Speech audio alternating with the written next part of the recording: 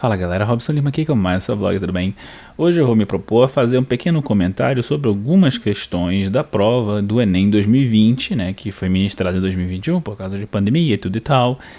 E eu vou fazer um pequeno comentário das questões. Eu usualmente faço isso bem depois, meses depois na realidade, mas eu simplesmente pensei, eu achei uma prova interessante, especialmente nesses tempos que a gente está vivendo, né?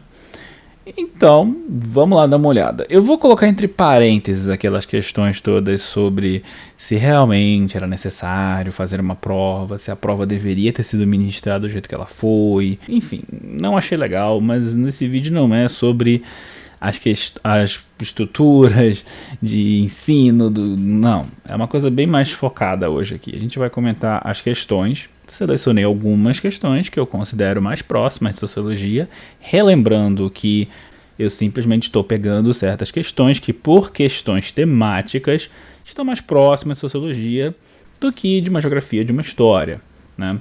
Nada impede que você use outros referenciais dependendo da questão, mas lembrando que isso é uma divisão meio que arbitrária da minha parte. Vamos lá? Eu tenho aqui a questão 48 da prova azul, né, do Enem, e tudo isso aqui que eu vou usar é prova azul, tá, gente? Tem uma citação do Nogueira, que está no livro do Ricardo Antunes, Linfoproletários, é um livro referencial da área de Sociologia do Trabalho, então caso vocês queiram aí algo que diga, olha, eu quero ler algo sobre Sociologia do Trabalho, Linfoproletários é um bom livro para começar, são coletâneas de artigos, né? Então é sempre interessante se você tiver com vontade de ler algo mais científico e tal. Mas a questão em si é bem simples, ela simplesmente tem um comando aqui que diz, olha, essa transformação descrita no texto, que são o que? Esse número maior de mulheres entrando no mercado de trabalho e o número de homens se mantendo relativamente o mesmo, é isso que está acontecendo, e é essa transformação que está sendo aí, tá? A transformação descrita no texto tem sido insuficiente para o estabelecimento de uma condição de igualdade de oportunidade em virtude da audácia. E aí tem as questões, né? Eu já vou dizer logo que é a letra B de bola, que é a manutenção do status quo gerencial e dos padrões de socialização familiar. Então, o trabalho é um ponto bem legal para a gente começar a pensar certas desigualdades. O que eu gosto dessa questão, na verdade, é que apesar de ser uma questão de sociologia do trabalho, também é uma coisa de gênero, né? A gente também pode pensar o lugar da mulher no mercado de trabalho e tal. E isso é uma questão também que é bastante tocada por essas duas áreas de sociologia. Bem legal a questão, gostei bastante. Achei a 49 interessante, porque ela fala de propriedade privada, de direito à propriedade. São questões que a gente às vezes vê em sociologia, às vezes vê em geografia. O que eu achei meio interessante dessa questão 49 é que o autor, seja lá quem for que escreveu essa pergunta, usou uma citação bem diferente. Na verdade, desculpa, gente, meu celular. Mas uma citação bem diferente de direito, sabe? Falando de direito da propriedade, não sei o que. Não é muita o que você veria normalmente nesse tipo de questão em sala de aula, mas um estudante ou uma estudante que tivesse meio atento ali ia poder meio que entender, até pelo comando aqui, reforma agrária e tal, você ia conseguir deduzir alguma coisa. De novo, eu já fiz o vídeo sobre ensinando a ler questões de Enem, vou deixar aí linkado para vocês. Umas dicasinhas que valem, vamos dizer, para a prova de humanidades como um todo, né? Só relembrando aí vocês. Passando agora para a próxima questão, que é a 61, que é a questão da distribuição internacional do trabalho, né? Qual país, qual estado nacional que produz o quê, quem importa o quê, quem exporta o quê. Isto é uma questão bastante fundamental para se entender as relações internacionais, geopolítica atual, etc. A citação aqui da questão é um clássico, né, de Eduardo Galeano, As Vias Abertas da América Latina. Se você com certeza já ouviu falar desse livro, se você minimamente tem alguém que é engajado nessas coisas. A questão em si não me interessa tanto, é muito simples até. É a letra C, apropriação imperialista dos recursos territoriais, né?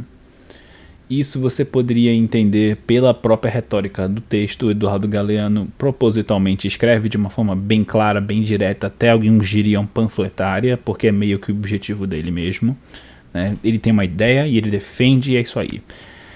Esse tipo de texto sempre é bom para o Enem, né? Porque é uma coisa mais fácil para a pessoa que está aqui fazendo a prova entender, né? Passa menos tempo numa questão, sobra mais tempo para outras questões. Aquela velha ideia de controle de tempo que, infelizmente, é o jeito que a prova está estruturada hoje. O que eu acho legal dessa questão aqui é que ela fala de um assunto que é bem especificamente sociológico, no sentido de que você raramente vai ver isso em sala de aula, em aulas que não são de sociologia, que é a questão da dependência. A teoria da dependência, eu vou ficar devendo um vídeo para vocês de aula, eu vou colocar, me sigam aliás, deem like, apertem no sininho aí, se caso vocês não sejam inscritos ainda, se inscrevem e apertem no sininho, que eu vou fazer um vídeo específico sobre teoria da dependência. Existem outras pessoas no YouTube que fazem já vídeos sobre isso, o João de Manuel, salvo engano, tem um vídeo sobre isso, mas a minha ideia aqui é fazer um vídeo mais introdutório para você meio que eu estou interessado, quero saber mais. E eu, no caso, traria uma coisa mais fundamental, em vez de algo um pouco mais pensado. Para a gente aqui no Brasil e na América Latina em geral, é mais interessante estudar teoria da dependência, porque é uma teoria nascida aqui na América Latina, né? E vários cientistas sociais brasileiros estavam envolvidos nessa difusão, nesse pensamento. E é uma teoria que tenha uma noção de intervenção, que é uma coisa que nem sempre você vai ver na sociologia do século XX, né? Eu coloquei a questão 66 aqui, apesar de ela poder ser mais vista como história dos costumes, né? Tem um texto explicando a origem de certos termos que se usam em arraiais juninos e meio que explicando, olha, eles vêm do francês e tal. Texto bem simples. E ele pergunta, olha, essa característica apresentada aqui no texto, ela resulta do quê? Qual o processo sócio-histórico que resulta nisso aqui? E aí você marcaria a letra E, a apropriação de práticas estrangeiras. E o único motivo que eu estou colocando essa questão para vocês é que eu queria lembrar a todas e todos e todes aqui, pelo amor de Deus, eu até tirei a prova para vocês verem aqui, a aculturação não existe. Ou melhor dizendo, nós falávamos em aculturação, e quando eu falo nós, eu digo cientistas sociais, antropólogos, nós falávamos em aculturação nos anos 60 e 70, mas a gente foi percebendo no decorrer da pesquisa, no decorrer das falas e os encontros que a gente tinha, que não, você não tem simplesmente uma cultura que destrói outra, que todo choque cultural, ou como diria o Roberto Cardoso de Oliveira, toda fricção interétnica, ela implica que certas coisas vão para um lado e certas coisas vão para um outro ao mesmo tempo, né? Tipo um tecido poroso de célula. Então, questões como essa aqui, para mim, são bastante interessantes nesse sentido, de nos lembrar, né, que a cultura não é uma coisa tão rígida quanto às vezes a gente acha que ela é. Então eu só queria deixar isso bem claro, e isso é meio que um spoiler de um vídeo futuro, tá? Questão 69 e a outra questão que eu vou falar com vocês aqui, a 73, para mim são a cota de questões de ciência política que todo Enem tem, tá?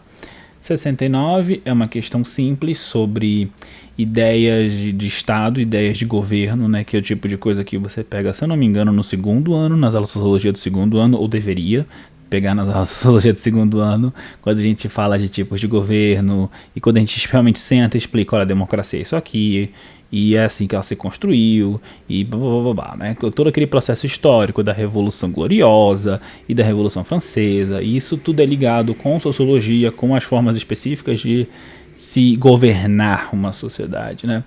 A questão 69, cuja resposta é a E, certo? Que é o entendimento do contratualismo moderno, né? Para mim essa questão aqui ela é muito bacana, porque ela meio que bebe dessas ideias, sabe? Ela é uma questão que quer que a pessoa fazendo essa prova se lembre, olha, democracia é um processo, é uma coisa que foi construída historicamente, né? Então, vamos falando aqui especificamente do pensamento político, das pessoas que pensaram como o Estado deveria agir, como as pessoas deveriam conviver em sociedade, como hobbies e essas coisas, certo? Estou falando desse tipo de coisa. Então é uma prova que, de novo, mais um exemplo de questão que implica várias disciplinas. Você tem história, você tem filosofia, você tem sociologia. Eu sei contar, são 3. E é bastante interessante aqui nessa questão, por causa disso. De novo, só chamando a atenção de vocês, né, para essa questão. A questão 73 tem pra gente aqui um trecho da Declaração de Salamanca, de 1994, que o Brasil é um signatário dessa declaração, tá? Então, por definição, o Brasil tem esse comprometimento internacional em promover políticas públicas educacionais que contemplem, entre outras coisas, a pluralidade dos sujeitos, tá? Então, ou seja, aqui é a letra C. Na verdade, é uma questão bem linear, né? Você tem um texto, você tem um comando e acabou. E caso vocês não saibam ou não tenham percebido até agora, a letra certa aqui é a C, né? O Brasil, por ter sido um signatário da Declaração de Salamanca, e até hoje ela está valendo, ele se comprometeu, e quando eu falo Brasil, eu digo Estado brasileiro, se comprometeu com a elaboração de políticas públicas educacionais que contemplem a pluralidade dos sujeitos. Então, se você se pergunta por que raios a sua escola quer tanto que as crianças entendam e aceitem o diferente, o outro, o amiguinho que tem uma deficiência, ou então a amiguinha que se identifica, que você olha, você é uma menina, ela diz, não sou uma menina, não sou nem ela, aliás. E aí começa toda aquela discussão de gênero que deixa pessoas que têm acima da minha idade super, meu Deus do céu, o que eu estou ouvindo. Se você já se perguntou por que a sua escolinha tem essas ideias sobre a necessidade de promover a igualdade, promover a pluralidade dos alunos, das alunas e meio que tentar abarcar essas individualidades e tal, em termos institucionais, certo? É por causa de coisas como a Declaração de Salamanca, tá? Então, de novo, uma outra questão que eu estou pontuando aqui para vocês, mas para deixar claro vídeos que virão, né, e para deixar meio claro que certas coisas que a gente vê na internet não são tão aleatórias assim, não são tão fora do lugar assim quanto parecem numa primeira olhada, né? Questão 76, que é a última que nós vamos olhar aqui nesse pequeno vídeo, também cumpre a nossa cotinha de questões sobre ciência política, só que essa é muito mais direta. Ela tem uma citação de Tocqueville, né, que é o grande autor, né, da democracia moderna, um dos grandes defensores dela, e se você presta atenção nas citações, né, você deve perceber que ele é constantemente citado nessas provas do Enem, porque ele realmente é tão fundamental assim. Ele realmente é um cara muito fundamental para essa ideia toda. E apesar aqui da minha familiaridade, chamo dele de cara, não sei o que, ele é realmente um clássico da ciência política, tá?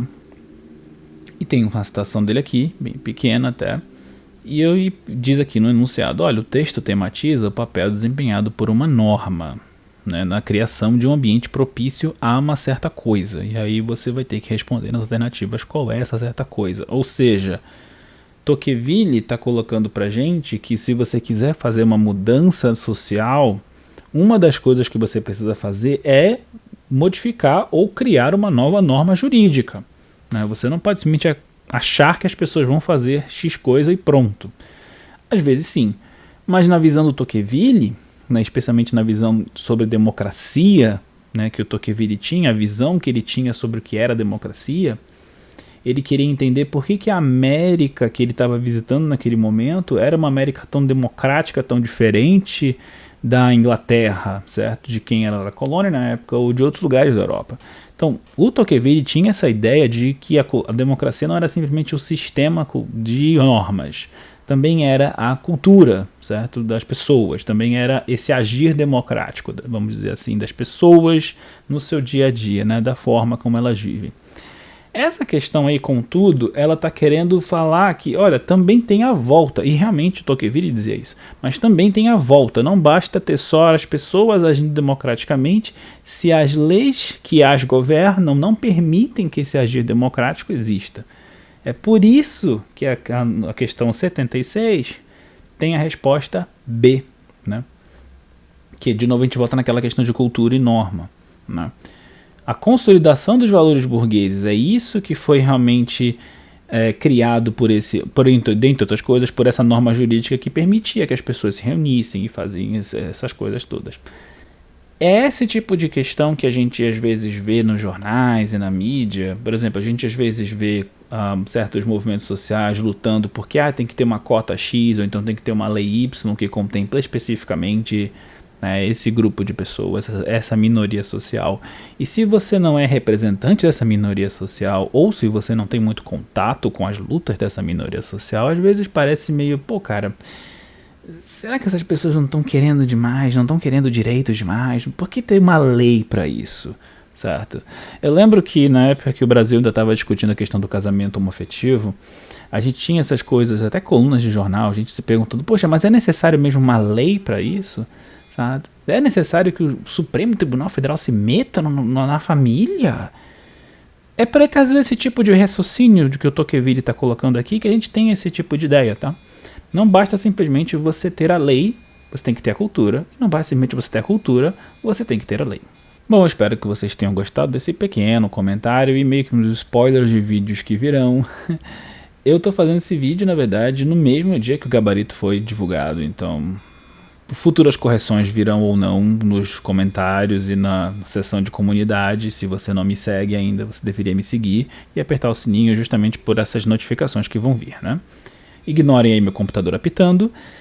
E no mais, eu agradeço o carinho, a atenção de vocês e eu vou desligar. Até a próxima. Robson Lima, desligando. Tchau, tchau, galera. Até a próxima.